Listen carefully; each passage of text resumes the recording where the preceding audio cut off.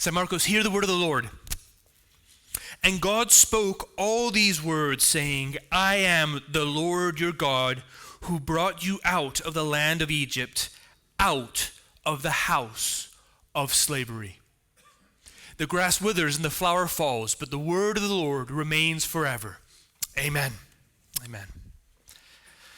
St. Marcos, as you know, we're looking at a new series. It's a little break. It's a parenthesis between a longer series that we're doing in 2 Corinthians, and we're looking at the 10 Commandments, but we're looking particularly, and with a particular focus in this first moment, at what is normally called the first table of the law, that is the first 4 commandments, those that have to do with our relationship with God. In some sense, all of the commandments have to do with our relationship with God, but these are particularly focused and particularly address our relationship with God, which is a life of worship. We worship here, concentrated congregationally, gathered together, but as we go out and our parents or brothers and sisters or husbands and wives or children, as we're at work or at study, wherever it may be, we are called to continually offer our lives as a living sacrifice. All of our life is a life before the face of God. The Reformers called coram Deo, before the face of God. All our lives are meant to be a life of worship, a life in covenantal relationship with God, a life in a relationship with God that is bound by promises and commitments. And God tells us how we are to live in relationship with Him, and that's what we're looking at. But before we look at these specific commandments, we're looking at this introduction to the 10 Commandments that remind us that the 10 Commandments are not a stairway to heaven, as Led Zeppelin would say. It's not a way to climb up the spiritual corporate ladder and through merit be good enough to come into the presence of God and then ask Him for stuff. But rather what we're reminded of in this introduction is that obedience is grounded in and flows out of the gospel, out of who God is and what God has done for us. And in light of who God is and what He has done for us, we realize that we have no other choice but to obey Him. Obedience is an act of gratitude and of worship to God in response to who He is and what He has done. And last week we saw who He is, His identity as He's revealed Himself to the Israelites and to us. And this week we're going to look at why we are to worship Him, other than the fact that we are to worship Him for who He is, what He has done that leads us to worship Him. And we see that He speaks to them, and He speaks to the Israelites at Mount Sinai. He's rescued them from Egypt. He's brought them into the Mount Sinai in the middle of the desert, and He speaks to them and He tells them why they are to worship Him. And it's as a result of what He has done, because they have been under, first point, slavery. They have been slaves.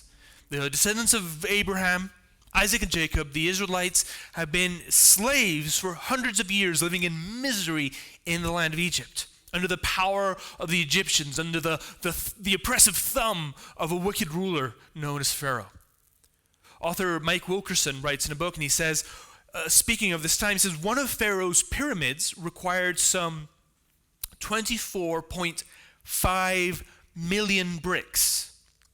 A skilled brickmaker working at top speed could make at the most 3,000 bricks in a single day, but rarely met his quota. And standing over him all the while was a taskmaster, threatening, and he quotes, "The rod is in my hand, do not be idle." Wilkerson continues and tells us that Pharaoh, at this time, thought of himself as a god, as God of Egypt, the master, therefore, of the Hebrews.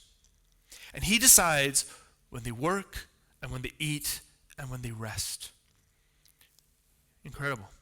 In this story, a real historical narrative, something that really happened, we believe, in history, of God delivering the Israelites from under bondage, also points to our spiritual predicament, or the spiritual predicament of mankind.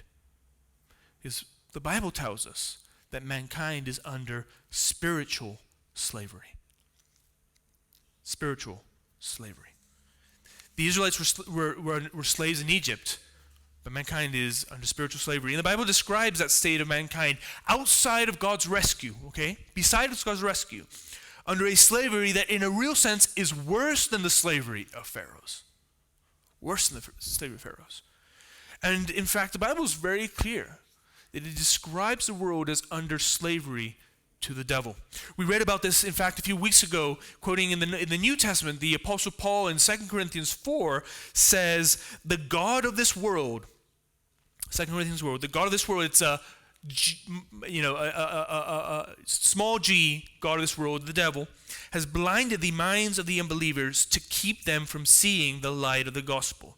Now, this doesn't mean that everyone's possessed by the devil and their heads can spin 360 degrees, all right? It's not Hollywood, it's not that. But in some way, all people are under a spiritual bondage from which they cannot free themselves. That's the main point. It's a biblical principle. But there's also a sense, biblically, in which we are also slaves to ourselves. And that we are our own worst taskmasters. We had just read about one. The Bible also describes people as slaves to sin. In fact, the same Apostle Paul writes in another letter in Romans, chapter 6, and he describes in chapter 6, verse 6 and verse 17, that outside of the gospel, without Christ, people are slaves to sin. He's even more forceful in a letter that he writes to one of his proteges, we could call him, Titus, in the letter to Titus, where he says that we, before we knew Christ, were slaves to various passions and pleasures. And this is where we stumbled on something very, very difficult, but powerful, something that I want you to think about, which is that the genius of slavery to sin and the devil, if you will, a wicked genius, all right, an evil genius, but a genius nonetheless, is that unlike the case of the Israelites, who are very aware that they were slaves, the brilliance is that this type of slavery is the slavery, and this is why I think it's one of the reasons why it's worse, it's the type of slavery that deludes you into thinking that you're free. It's slavery disguised as freedom. You know, in the movie The Matrix, one of my favorite films, the character Morpheus, okay, if you know a little bit about this, the character Morpheus is trying to tell Neo, the hero, right, the protagonist, that his whole life is really an elaborate computer simulation, and he's plugged in and he doesn't even know it because it's so real and it so stimulates the senses that he thinks he's eating a steak and he thinks that he's walking in the brisk air on a morning and so on and so forth. So he's in really an elaborate computer simulation and he doesn't know it. And that he's actually trapped as a living source of fuel and energy for machines that have taken over the world. It's science fiction, okay? When Neo asked him, what is the Matrix? I love Morpheus' answer. I think it's something to think about. He says, it is the world that has been pulled over your eyes to blind you from the truth. And Neo asks, what truth? And Morpheus answers, that you are a slave, Neo. Like everyone else, you were born into bondage. Running in the 18th century, a German intellectual named Johann von Goethe. I'm sure that Johann will correct my pronunciation afterwards. But someone who had been involved directly in the slave trade himself wrote, the best slave is the one who thinks he is free. Why? Because he won't resist. He won't even attempt to free himself. He thinks he's free. How does Paul describe our slavery, or slavery of mankind, to Titus? Slaves to various passions and pleasures, passing our days in malice and envy, hated by others and hating one another. Slaves to passions and desires. Slaves to our desires. Slaves to our dreams and drives. That's why we think we're free. We think that we are autonomously pursuing our dreams and our drives and our desires, not realizing that we're slaves to our dreams, our drives, and our desires. Enslaved to the pursuit of that which we think will make us happy. Enslaved to a pursuit that we think will complete us. Marriage is a good thing. There are some people who are enslaved to marriage, whether in their marital relationship or in the idea of marriage. When we think that if I just get married, then my life will come together. Then I will find realization and a sense of satisfaction and completion. Then my problems will be resolved. Boy, they don't know what's coming their way. But those of you who are married know what I'm talking about. But if I'm only married, then Oh, but I'm free. Are you? Enslaved to career success. Is career success bad? Are we encouraging you to be mediocre? No. But a lot of us are enslaved to career success. And pastors get caught up in this too. Okay? Enslaved to career success. Living to please disapproving parents. Driven by that. Destroyed when we don't achieve it. Driven by the pleasures of drink, of success, of popularity, of comfort, of control and power, of security. And you know what? The funny thing is, even in our society around us, we somewhat recognize that there is a problem here. You know, we kind of recognize this. We've psychologized it, if you will. I turned that into a verb. I don't think you can do that. But we don't call it slavery. We don't call it spiritual bondage. We don't call it sin. That's retrograde. But we call it addiction, or we call it genetic biological determinism. You know, you're addicted to drink. You can't escape. You're addicted to pornography. You can't escape. You're wired to have those eating habits. You can't escape. You're controlled by those thoughts. You can't change. You're biologically determined to be this way.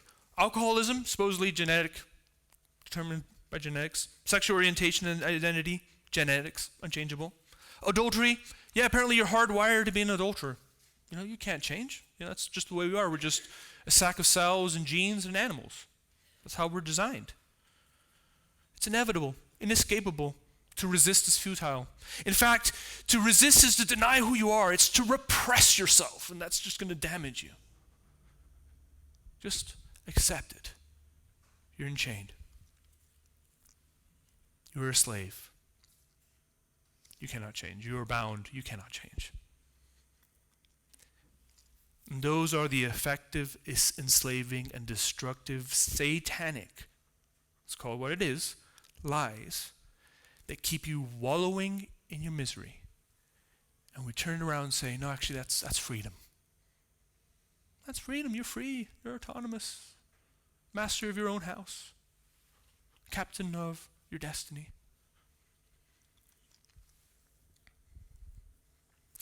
This is an apparently hopeless situation.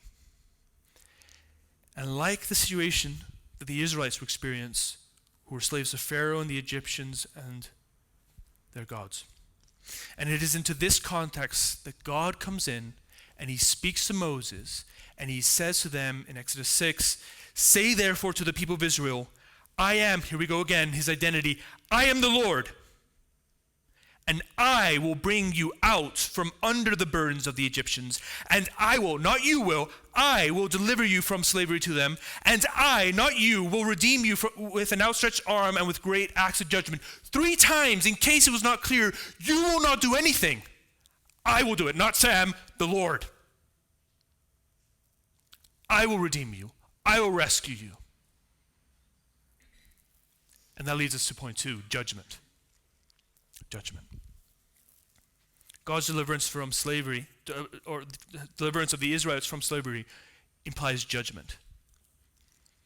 The good news of deliverance always goes together with judgment. Salvation in the Bible always happens within the context of judgment. Old to New Testament. Judgment, salvation from judgment. And what we see in the story of the Israelites is we can read it and look at it purely as a historical narrative between 2 peoples, thousands of years ago in this historical situation, in this historical battle, but it is primarily a spiritual battle. That is, it's not that the physical is the primary and the spiritual is happening somewhere in the background. It's that the spiritual is at the forefront and the physical, the material is in the background, if you will. We have first the battling seeds. And this is the beginning of the fulfillment of God's promise to Adam and Eve. I don't know if you remember this. Adam and Eve in the garden told not to eat of the fruit. They eat the fruit because they listened to the words of the serpent. We know ultimately from Revelation that the serpent is in some way Satan. and God speaks words of curse. But in the middle of the words of curse, he speaks words of promise, of salvation, of redemption. He speaks to the snake, and he says to the snake, right, I will put enmity between you, snake, and the woman, and between your offspring and the woman's offspring. Their offspring, her offspring, will bruise your head, and you shall bruise his heel. Isn't it interesting that the pharaohs of this time wore an aureus, which was a crown that was shaped like a snake? Now, I'm not saying that the Pharaoh is Satan. What I'm saying is that he stands in for a real spiritual battle between the two seeds. Those who align with the woman, that is, those who align with those who trust in God's salvation promises, and those who align with the forces of Satan, whether they know it or not. And so that leads to a confrontation between Yahweh, the Lord, the God of the Israelites, the God of covenant, the God of promises, the creator God, the redeeming God, and the gods of Egypt. Gods of Egypt. And we see in the Exodus that there are these 10 plagues that God carries out on the Egyptians, and these plagues, each one of them correspond to a particular, or actually a few particular Egyptian deities that are being struck down and overwhelmed by the power of the sovereign Lord. The Lord that we saw and we spoke about and looked at last week. I'm not making this up, by the way. You can go one by one and look at the corresponding plagues with the corresponding gods. We don't have time to do that. But God says so explicitly. It's not that I'm making this up. He says in Exodus 12:12 to Moses, on all the gods of Egypt I will execute judgments. And again, I am the Lord. The plagues are his judgments on the gods of Egypt. One plague after another points to the feet of the gods of the Nile, the gods of fertility, of the gods of the sun, and so on and so on and so forth. And yes, we could say, well, I thought these gods were false. I thought we didn't believe in many gods. Yes, it's true. There is only one God. These gods were the invention of the Egyptians from a biblical point of view. But while the specific deities were false, the Bible clearly teaches that false spiritual worship puts you in touch, in contact, in a deeper way with dark spiritual forces that have real, if limited, power. This is the Bible's ecumenical position. You do not worship the one true God as he has revealed himself in Jesus Christ. You are worshiping demons. That is biblical ecumenicity. Sam, what are you talking about? Moses himself, Deuteronomy 31:17, speaks of those who sacrificed to demons who were no gods. They're not gods, but they did sacrifice to something, demons. And Paul, New Testament, I thought, that's Old Testament stuff. New Testament, 1 Corinthians 10:20. What pagans sacrifice, they offer to demons and not to God. So here in the Exodus, there is a spiritual battle happening. And unlike movies like The Exorcist, where the priest is struggling to maybe fight against the demon, the person's possessed, and the power of Christ compels you, but he's not sure if he can quite win, as if it's some sort of yin and yang, and God and the demonic forces are kind of 50-50, and they're having a arm wrestling match or something. What we see here is God acts powerfully, decisively, effectively, and totally, and completely destroys his enemies. It's no contest. It's not yin and yang. It's not an arm wrestling match. It's a bulldozer that goes right over the gods of Egypt. And in so doing, I want you to think about what God is doing. He's revealing to the Egyptians, to the people around, but especially he's revealing something to his people, the Israelites. And he's revealing to them, I am the one true God. The Lord of the universe, the power over all the elements of creation, the Nile, the frogs, the locusts, disease, death. The God who fights for his people. That is good news. I want you to think about this. God placing, Egypt was the empire of the time. At least in the region.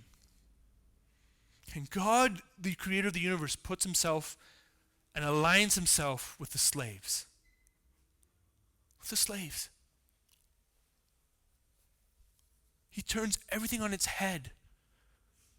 That is how God works. He is the God who delights in turning a world in rebellion upside down.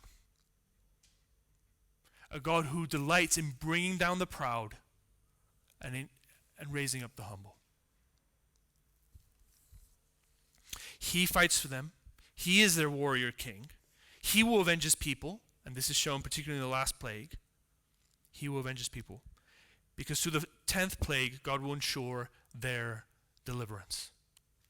Their deliverance. And key to the deliverance is substitution. God tells Moses in Exodus 12:12, I've just quoted it, but he says before that he will pass through the land of Egypt that night, and he will strike down all the firstborn in the land of Egypt, both man and beast, judgment, death. He will strike down the firstborn son. The firstborn son was the son that inherited the father's wealth. He's the one who carried on the family legacy. He was the source of family hope. He was the family's future. People at the time would have looked to the firstborn and said, that's our legacy. There's our future. And God is about to take that away from them. Imagine how devastating it was. Here's what's interesting.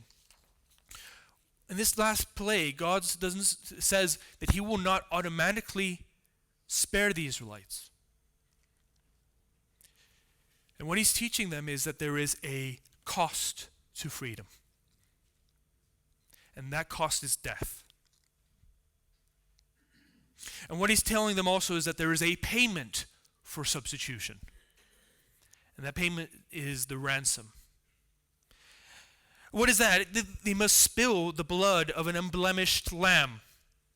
They must kill a lamb, put the blood on the frames of the doors of their homes. And God tells them that when that happens, the blood will be a sign for you. Not for me. A sign for you on the houses where you are. And when I see the blood, I will pass over you, and no plague will befall you to destroy you. Then I will strike the land of Egypt. At the final moment, there's a price to their freedom. The blood of a lamb that must stand in the place of the firstborn son.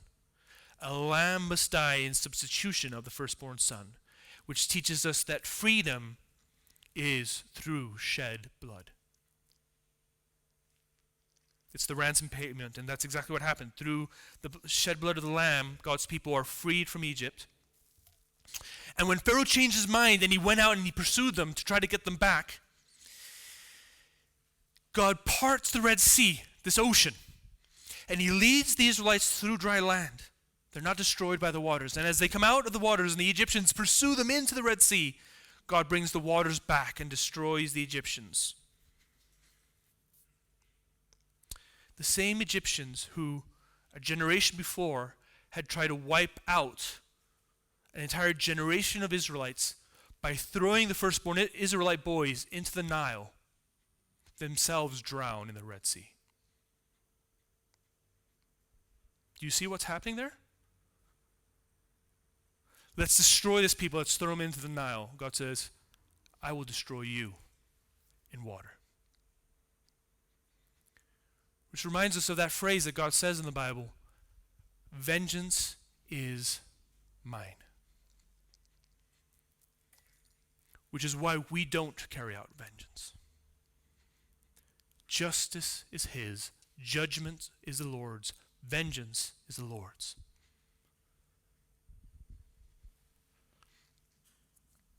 Are you shocked at those who do Christians harm around the world? Are you horrified at the stories that we hear out of Egypt and Syria and Iran and North Korea and so on and so forth? Don't hate those who hate believers. Pray for them. Because it is a terrifying thing to fall in the hands of a holy God. And God will avenge his people. Which is why Christians can be people of peace and forgiveness and reconciliation. That's why the Egyptian Christians who were bombed a few months ago were able to write a letter of blessing and forgiveness to those who had harmed them. Because Christians do not take vengeance on their own hands. They trust in the Lord to carry out justice, which allows Christians to be people that can speak blessing, forgiveness, and peace. Has someone harmed you unjustly, attacked you unjustly for being a Christian? Pray for them. Ask that God would turn their heart, that they would know the grace and mercy of God, but leave that in God's hands. When you understand the justice of God, when we understand the justice of God, we will have no place for bitterness and anger and resentment. We will have hearts of love and compassion, even to those who would make themselves our enemies. Now, this is the God who on Mount Sinai stands before the Israelites and says to them, after they've come out of the Red Sea, after they've seen bloodshed and as they've gone through water, I am the Lord your God, who brought you out of the land of Egypt, out of the land of slavery. You shall have no other gods before me. As we read from the quote from William Blair, once we realize who the Lord is and what he has done, we will have no choice but to obey his commands. The Apostle Peter, writing a few centuries later, actually several centuries later, would remind, this time Christians, Jews and Gentiles, Christians, in 1 Peter 1, 18 and 19, if you're in a small group, you'll know what we're looking at. He says, you Christians, whether you're Jew or whether you're a Gentile, you were ransomed, bought back with a price from the futile ways inherited from your forefathers, not with the perishable things like silver and gold, but with the precious blood of Christ, like that of a lamb without blemish or spot. And he wants us to think of the Passover and the Exodus. You were ransomed. You were ransomed. Mankind lives under the slavery of a futile life. It's a life that is purposeless. No fruit. And what Peter is saying is, through Christ, you can be ransomed from that life. So where are you this morning? Where are you this morning? Do you find yourself living in this self-slavery that is pointless, hopeless, and purposeless? And have you deluded yourself to thinking that that's freedom? If so, I want you to know this morning that a lamb has shed his blood that you may be delivered from that futile way of life. And that lamb is Jesus Christ. And he is calling on you this morning to turn and to place yourself under that doorpost, that door frame, and be delivered from death, from futility, and from slavery through the blood of Jesus Christ. And I want to invite you this morning to make a commitment, to trust that Jesus died for you, that you would know true freedom, which is freedom to live in obedience to God's commands, because God's commands are life. They're sweet honey. They're a lamp to your path. They give your life purpose, direction, meaning, and joy. God isn't the taskmaster. You are your own worst taskmaster. And God's promises, God's commandments are freedom. Real freedom. Leon Morris tells that the story, and he talks about the Passover, this shed blood of the lamb. He says it emphasizes the thought of deliverance from a powerful enemy. Because Jesus died as a Passover sacrifice, those who trust in him are no longer subject to the forces of evil. They have been delivered. They have been free. But I also want to talk to us as San Marcos Church this morning.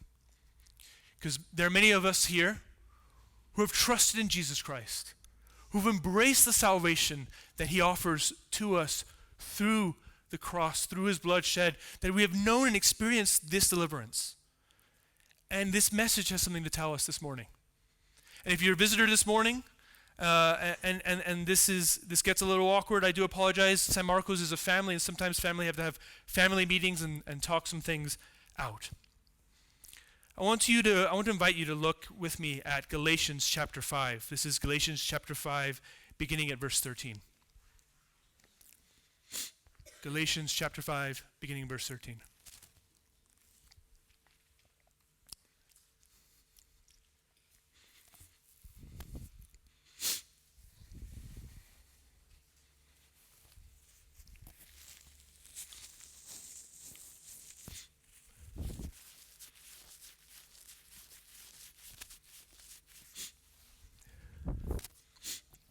The Apostle Paul, writing to believers, to a Christian church, writes in Galatians 5, he says, "For you were called to freedom, you were enslaved, but you were called to freedom, brothers.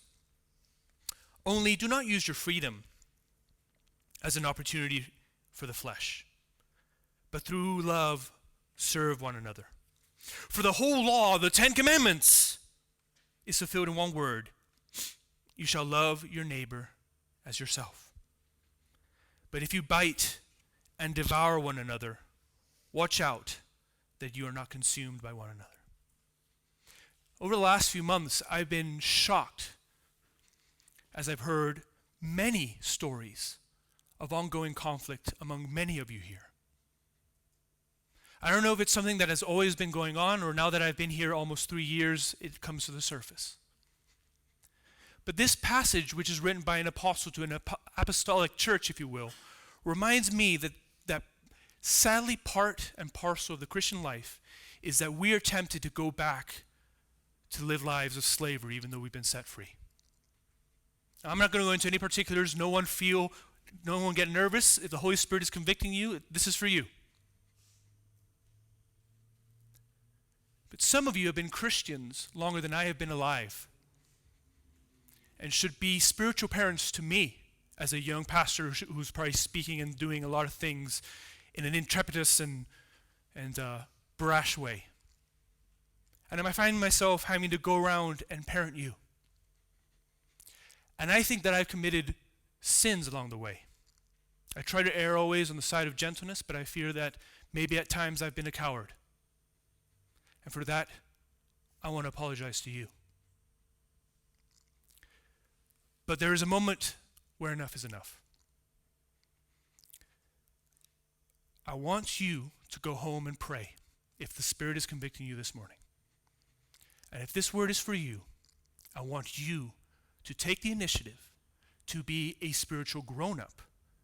I don't care, this is like with kids, I don't care who started it. I care who takes the first step to end it. I don't want you to go through me or through the elders. I want you to be a grown-up and speak the truth in love and bless your brother and sister in Christ. And I want you to reconcile with them. Eat some humble pie, forgive and accept forgiveness.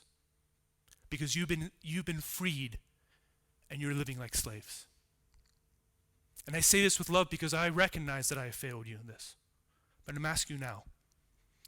Because if you don't do it, then I'm going to have to stop being gentle. And I don't want to. But I will. Because all of your souls are on my conscience. And my hope is that these words will not damage this church, but will heal this church. But it's up to you to decide whether your heart is going to be soft and open to receive these words.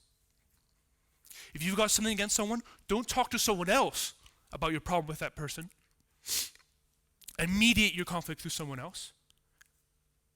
Be courageous and speak to them and seek to bless them as you do so, not to defeat them in an argument. You have been freed, but do not use your freedom as an opportunity for the flesh. He's writing to Christians. I'm speaking to you, Christians. That's the first thing I want to say. That's not it, believe it or not. The other thing is, the world out there and the city around us is a city of people enslaved. They're enslaved. Yes, they're liberal and they're progressive and they have the wrong views of marriage and sex. Yes, they're enslaved. The Assyrians were the most wicked people on the face of the earth. They deserved God's judgment, but when God speaks to Jonah and he speaks to him about Nineveh, he says, they do not know their right from their left.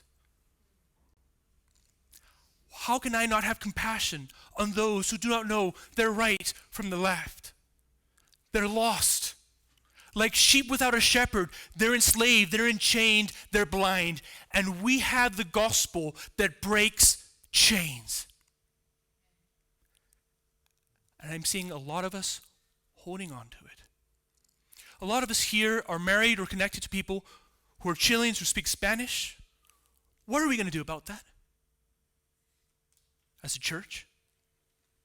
A lot of us English-speaking expats, but we work with colleagues who speak Spanish who are Chilean. Are they someone else's responsibility? What are we going to do about that as a church? My fear is that actually we are spiritually fat and comfortable. Are we meeting here at 9:15 in this place because it's missional and this is the best way to reach people, or because it's comfortable and because anything else is a hard thing to do?